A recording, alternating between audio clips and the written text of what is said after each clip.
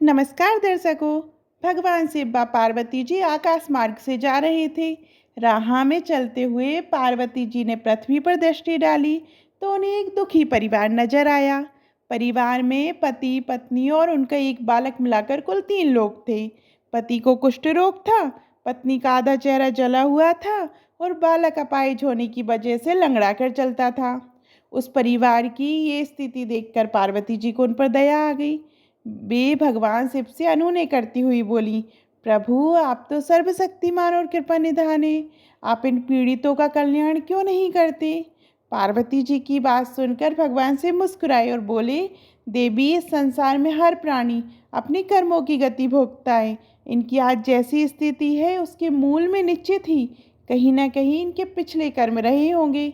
उसी के हिसाब से व्यक्ति की गति और मति होती है। लेकिन पार्वती जी नहीं मानी। वे बोली, प्रभु मुझसे इनकी ये दशा देखी नहीं जाती। मैं चाहती हूँ कि आप इनका कल्याण करें। इस पर शिव जी बोले, आप यही चाहती हैं तो यही सही, बताइए हम इनकी किस प्रकार सहायता प्रदान करें। देवी पार्वती जी ने कहा, प्रभु हम चाहते हैं कि आप इनको एक एक इच्छित वर प्रदान करें ताकि इनके कष्ट दूर हो जाएं। शिव जी इसके लिए तैयार हो गए। इसके बाद भगवान शिव और पार्वती जी उनके समक्ष प्रकट हुए और सबसे पहले महिला से बोले कि वह कोई एक इच्छित वर मांग ले। महिला ने कहा, भगवान आप मुझे दुनिया की सबसे सुंदर स्त्री बना दें। भगवान शिव के तथास्तु कहते ही वह अप्रतिम सुंदर युवती में बदल गई। उसका पति ये देखकर मन ही मन कोड़ने लगा। अब वरदान मांगने की उसकी बारी थी।